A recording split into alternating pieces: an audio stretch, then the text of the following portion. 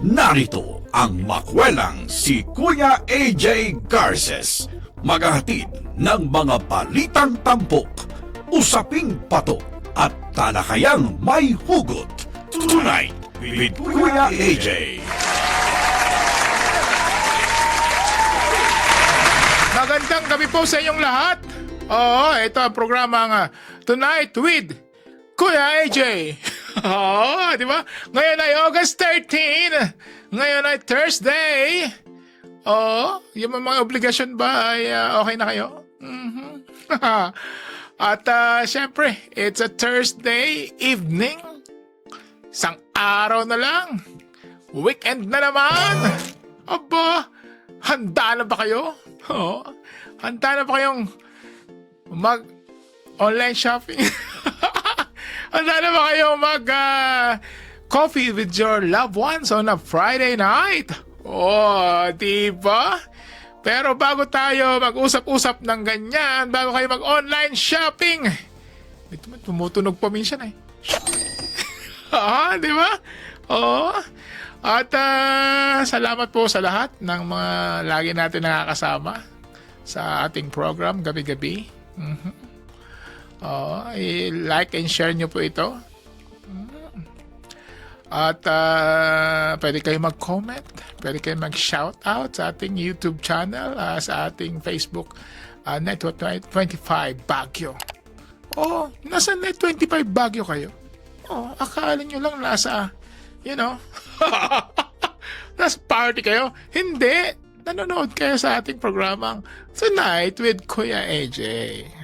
Itong yung lingkod, Kuya Aldrin J. Garces. Yun, no? Ngayon, pag-uusapan natin,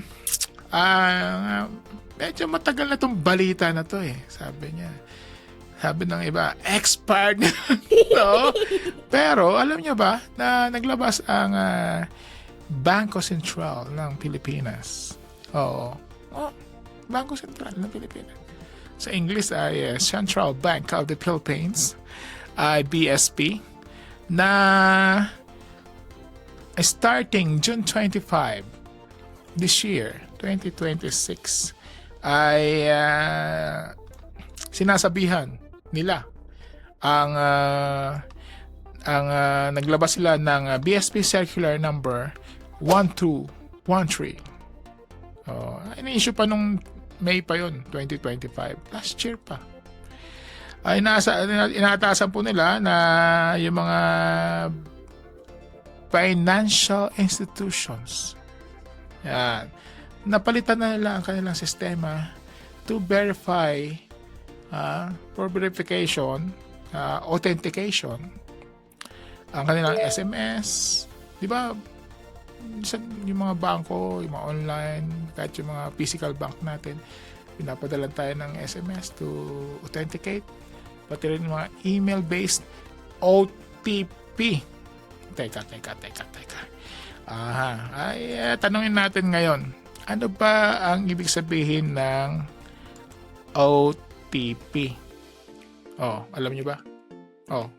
Ay, yung mga nakikinig sa atin dyan sa SD card convenience store, yan, no?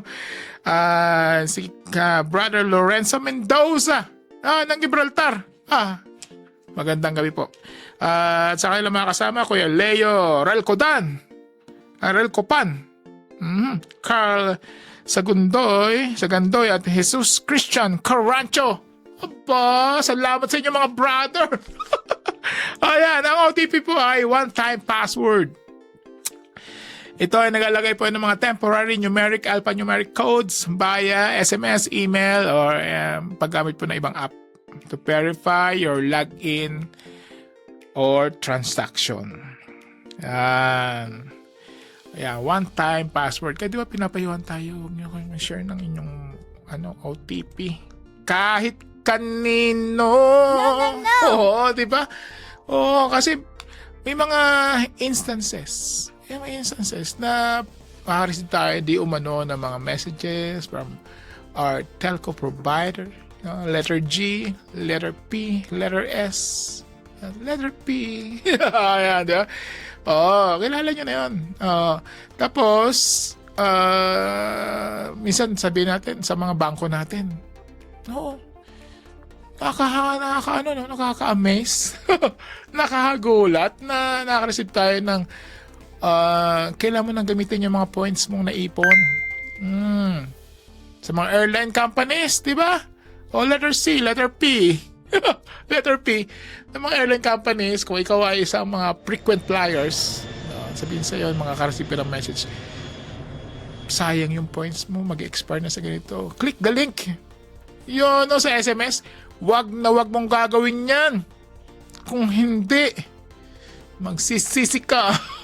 Di ba? Wag natin i-click. Dahil yung mga bangko po natin, hindi nagpapadala yan ng mga links. Never. Hindi rin nagtatanong yan. Hindi rin tumatawag yan para tanungin, padala mo sa akin yung OTP mo para i-verify ko ikaw nga. Padala mo sa akin yung password mo. Never na gagawin yan. Pero, marami pa rin nabibiktima. Oh no! Kaya, sinasabihan po ng Central Bank na mga bangko, lalo yung mga online institutions na processing online, ay gumamit na ng biometric, behavioral, and passwordless solutions. Dapat doon on or before June 25, 2026. Nakalipas na. Di ba? Kaya yung mga bangko natin, baka nakakalundam kayo na binabago nila yung the way authenticate. Kung di, tanong mo sila, ba't di pa kayo bago? Alam mo ba yung BSP Circular 1213? Di ba? Di, dapat nice tayo lagi. Nice. Huwag masyadong mainitin ang ulo. At syempre, para sumaya tayo lagi, mamaya after ng break ng istasyon, meron akong mga tips sa inyo. Magbabalik po ang programang Tonight with Kuya AJ. Tadarla, ikaw na!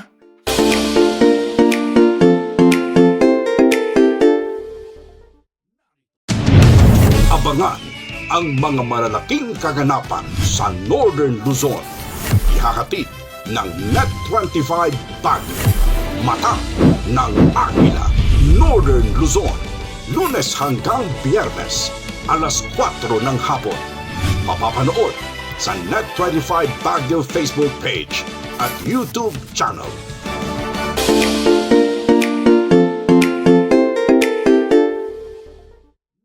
Ayan, nagabalik po ang programang Tonight with Kuya AJ. Nagkape na ba kayo? Nanginginig na ba? Kape? Ang dami-dami ng coffee shops, di ba? At syempre, kayo ba ay marami na rin mga email accounts? Marami na ba kayong bank accounts? Marami na ba kayong iba't ibang accounts? Social media accounts? Ilan ba ang social media accounts nyo? 10? Dami. Hirap kang tandaan nun.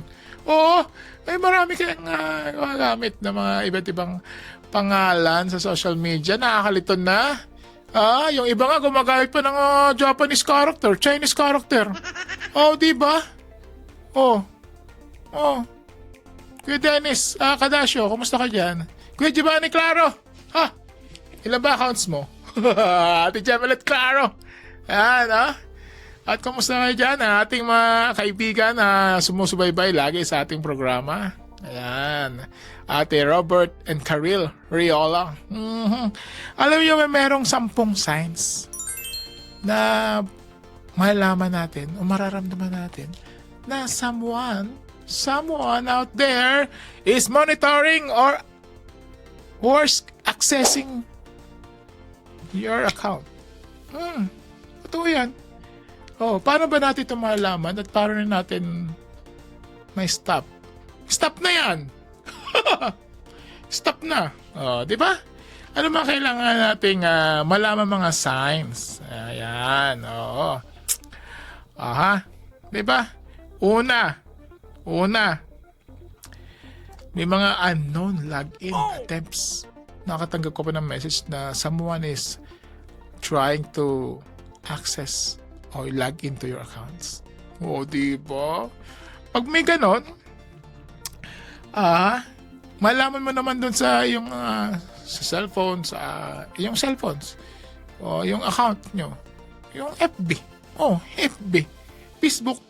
Malalaman nyo kung saan lugar yung active session, anong oras nag-open, may mga stamps po yan eh. Mga sign-in activity. Makikita nyo yan. Sa Facebook, sa Google, kung saan kayo, ano may ginagamit nyo. Kailangan, ano bang solusyon doon, Kuya AJ? Ipalitan mo kagad yung password mo. At tingnan mo na, may mga nabago ba sa iyong account. Check mo na agad yung mga recovery email. Kasi nga, yung mga accounts mo, nag-request yan ng mga recovery email, yung mga Google mail mo, Google accounts mo. May nag-request yan ng mga recovery emails para kung malimutan mo yung password, pwede ka magpadala ng change password using your recovery email. Pwede yung mga Yahoo nyo dati, yung mga lumang email nyo, Google, telephone numbers din.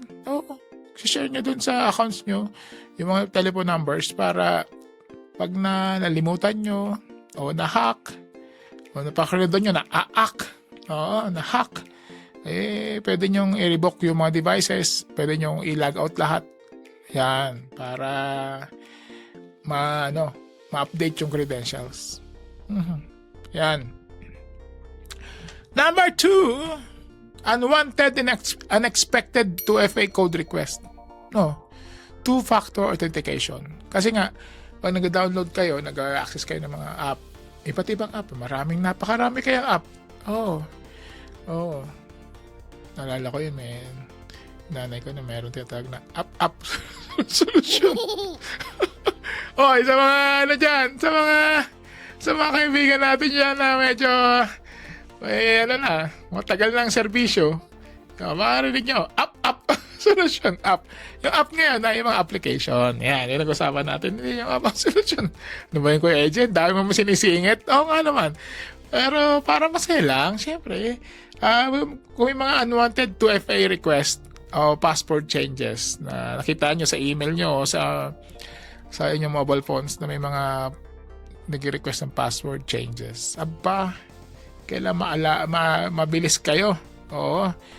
Kung meron kayo mga 2FA, wag nyo i-share sa iba. No. Pag hindi ka naman nag-request sa'yo, di ba, may darating na SMS o email, ito yung 2FA, minsan may tatawag sa'yo, sir, bibigyan ka namin na may pera dito, transfer namin sa'yo, pero ang 2FA, pinadala namin sa'yo yung 2FA mo, yung OTP mo, i-share mo sa amin para maklaim mo na yung cash mo. Sinungaling! Scammer! Yun, wag na gagawin yan. Okay? Pag nag-request sa inyo, wala dapat nag-request ng sabi, hindi nyo alam bakit bibigay ko. Pangatlo, kung may search ng scam. Scam. Maraming scam ngayon. Maraming scammer ngayon. Pero yung spam. Calls or phishing emails. Okay, spam calls muna tayo. Tawag. Mag-ring. Tawag. Hindi mo naman kilala. Kung maaari, wag mo na sagutin. Pag kilala mo, mag-text naman yun Pakilala siya dapat. Phishing emails. Ano ibig sabihin ng phishing emails? Akala mo galing sa bangko. Yung SMS, akala mo galing sa legitimate banking institution. Minsan sa Pag-ibig pa, galing sa SSS. Wala namang gano'n. Hindi nila gagawin yun. Wag na wag kayo magkiklik sa mga SMS nyo. Pinapainit nyo pa ulo ko Diba? Wag na. Wag mo nang susubukan yan. Dahil yung mga cybercriminals, Ate Carmelita Diang, dyan sa Mirador. Wag ka na magkiklik. Diba? Wag na. Kasi mga cybercriminals, ganyan Papanlin lang. So pag kinlik mo yung mga emails, yung mga link, pupunta niya kunyari sa website na kunyari totoong bangko, totoong telco, Kukunan yung mga information mo. Mobile number, email. Pag may namalas-malas pa, may OTP pa, bibigay mo naman.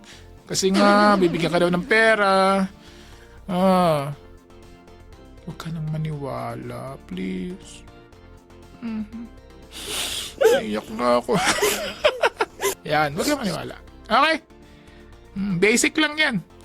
Pero marami pa rin nadadali. Number 5! Di ba? Kung yung social media ay pakiramdam mo may mga maraming bumibisita na isa lang ang friend. Di ba? Dati mo namang friend, tapos bigla nagkaroon ng bagong account na Chinese character, Japanese character na pero mukha niya ang ginagamit. Tapos ina-add friend ka niya. Tapos ang friend niya isa lang o kagagawa lang ng account. Iwas na. Alam mo bakit? Paano may verify? Tawagan mo kaibigan, may message mo kaya. Friend, sa'yo ba yung nag-pa-add sa akin na isa pa? Dahil mo na yata account ngayon, 20 plus na. Di ba? It always good to verify. Di ba? Verify mo. Tawagan mo, ano ba na mawawala sa'yo? Tawagan mo, message mo. Friend, ikaw ba yun? Di ba? At marami lalo na yung mga nangungutang. Ay, nako! Ay, nako! Merong ganon. Pero hindi na pala siya nangungutang. Ginagamit lang yung mukha mo at yung mga friends mo. At, scammer pala. Magbabalik po ang programa Tonight with Kuya AJ. Some more tips para maiwasan yung maloko online. Be right back!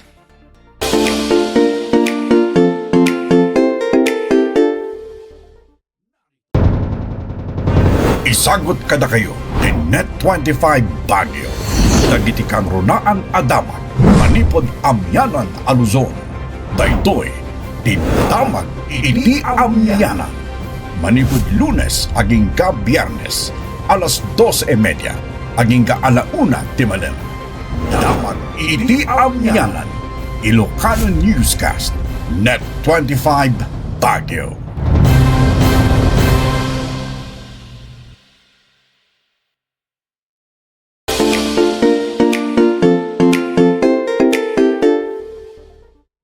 Ayun, welcome back po sa ating programang Tonight with Kuya AJ. Patuloy natin pag-usapan yung mga tips natin. Yung mga tips ba natin ngayon ay hopefully mapakinabangan nating lahat at maging ligtas. Ano mga signs na someone is monitoring your, especially worse, they accessing your accounts, either social media o yung online wallet. Nako. At ano yung mga tips natin para kanina pinag-usapan natin sa mga late tuners. May mga ganun mga unknown logins, unexpected 2FA request, mga 2FA nyo, OTP. Marami tumatawag sa inyo, hindi nyo makilala yung mga numbers. May mga nag-i-email sa inyo, hindi nyo kilala.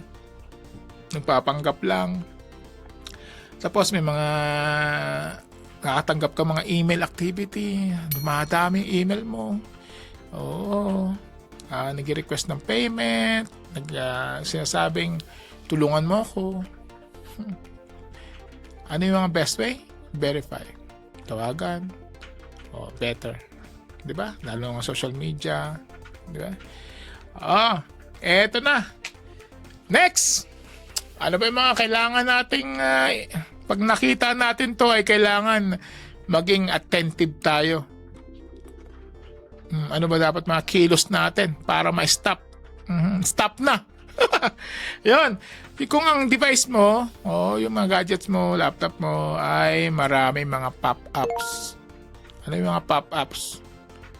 Pwede mo naman tong i-off yung mga pop-ups sa browser mo. Yung mga bigla lang, inalo ka ng mga enroll now, buy now, we have a promo, bukas anniversary ng ganitong tindahan, ng store, i-click mo lang yung link, may mabibigyan ka namin ng free meal, Aba, wag namang ganon. Lalo na yung mga ano daw, yung mga tawag dito, yung mga anniversary sale, mga brand names, wag na. Di ba? Kung nakakatanggap kayo ng mga ganon, mga intrusions, ang tawag nila doon. Ay, nako. Nakaka-drain pa naman ng mga battery yun, mga maraming pop-ups. Pwede mo ang i-malware scan yung laptop mo, yung mobile phone mo. Maraming pang-scan dyan. Tingnan mo na. Tapos, sunod ay marami ka na nakikitang mga unknown apps. May mga software, may mga devices na nakakonect sa'yo. Check mo. Paano malaman? Ay, madali lang naman yan. Google. Isa sa YouTube, yung mga tutorial. Paano mo malalaman yung mga apps na naka-install? Nakikita mo naman yung mga icon. Pag hindi na, uninstall na. Hindi mo naman ginagamit eh. Nagkakabigat pa yan sa magandang operation ng inyong mobile phones. Pag hindi na ginagamit, matagal nyo na hindi ginagamit naman yung app, burahin na. Kaya kailangan ganon. Tapos, ito yung susunod. Meron kang tinatanggap na mga bank statements. Di ba? Mga ganyan pa. Bank statements. Yan. Kailangan. Tapos, nakita mo sa yung bank statements ay may mga kakaibang purchases na hindi mo naman ginawa. Anong best solution? Tawagan nyo kagad ang bangko nyo. Magreklamo kayo. Di ba? Yung mga credit card nyo, pwede maklone. Yun. Pwedeng gamitin sa mga transactions. Mabuti nga yung mga bangko ngayon. Nag-withdraw ka. Papadala ka ng SMS na nag-withdraw. Ganito. Pag nakatanggap ka ng mga ganon, purchases na ganon, report mo agad sa bangko mo. That's the best way. Para ma-alarm sila. At yung may mga ATM, may mga app ngayon na pwede mong i-lock yung account mo. Ibig sabihin, hindi magagamit sa pagbili. Kahit ikaw nga mismo, hindi magagamit sa pagbili yung card mo pag nakalock ito sa app. Yan, di ba? Kung ang inyong account, ito isusunda, ang inyong account ay na-frozen bigla. Hindi nyo magamit, nakalock. Aba, itawag nyo kaagad yan. Kaya, mas maganda, alam nyo ang yung mga hotline ng inyong mga bangko. Best practice yan. Nasa wallet, yung mga hotline. At kabisado mo rin yung account number mo. Account number. Siyempre, wag mo na isulat doon yung pati birthday mo nakalagay sa notebook mo. O pag napulot ng iba yun, di madadali ka pa. Ngayon, meron ka namang mga napapansin mo yan. May mga targeted advertising kasi. Naranasan nyo na ba yun? May targeted advertising. Kung saan, nagbukas ka sa isang website, di ba? Nagpunta ka sa favorite brand of shoes mo, favorite real estate provider mo, o favorite fast food mo. Next time, pagbukas mo ng Google o ng Facebook, makakatanggap ka ng mga pop-ups, mga recommendations na tungkol sa fast food, sa shoes. Yan. Kaya ang tawag doon, targeted advertising. Kasi may mga app na nagmamonitor ng iyong kung saan ka website pupunta. Yan. Kaya mapapansin mo, kahapon nag-ano lang naman ako ng sapatos, ba't puro sapatos lang yan natanggap ko? Yan. Ganun din. Kaya kailangan po natin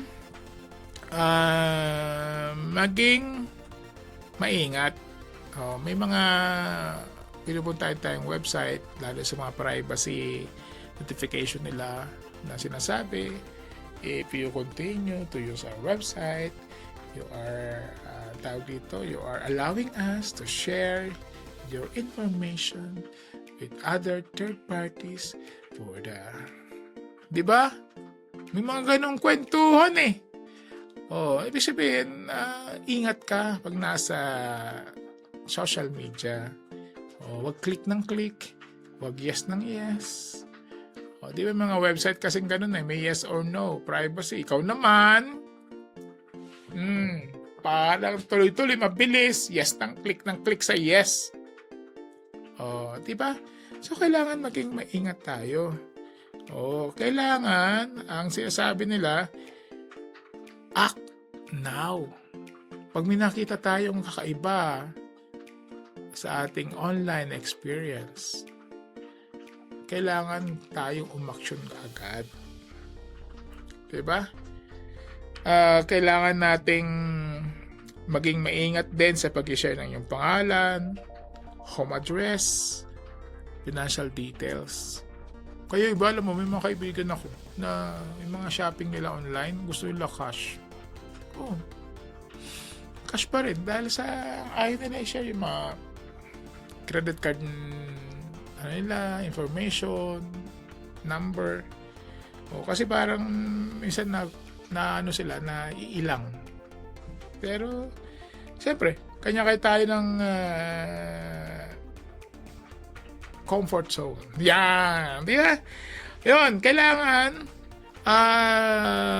kung kayo ay nakakapansin na suddenly, hindi na ma-access yung social media account nyo, yung email address nyo, hindi nyo na mabuksan yung email, yung profile mo, hindi mo na mabuksan, yung banking app mo, yan ay tanda ng mga serious problem.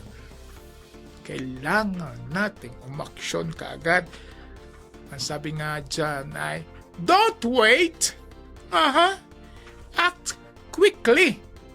Dahil yung suspect, yung scammer, ay mabilis yan, mabibilis yan.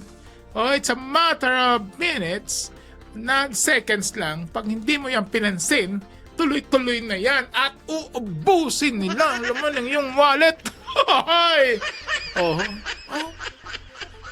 Kaya mga kababayan, pag may nag-message sa inyo, ito po ay sharing lang. Pag may nag-message sa inyo ng nanghihiram, no matter how big or small the amount, buy my scammer pa 100, 300 lang ganun lang. Pero ilang kayo nahingi ng 300? Nagpapanggap siyang kaibigan mo. Nagpapanggap siyang kamag-anak mo. Ang best way, verify. May tiwala ka sa kaibigan mo. Ba't ko? Pero online yan eh. Pwede sila magpanggap, yung mga scammer, na kunyari sila yon. Kaya, huwag magtitiwala kaagad. Tawagan ang iyong kaibigan kung sila ay nakikisuyo sa inyo. Di ba? Kaya patuloy tayo mag-ingat mga kabay, lalo tayo ay nabubuhay online. Mas marami na online yan. At ito nyo nakasama, Kuya Aldrin J. Garcia Tonight with Kuya AJ! Bye! May bukas, Friday! Tonight with Kuya AJ kasama si Aldrin Garces. Patuloy niyong subaybayan ang mga talakayang tapat, impormasyong lapat at sapat sa panlasa ng taong bayan. Dito lamang sa Net25 Baguio. Tonight with Kuya AJ.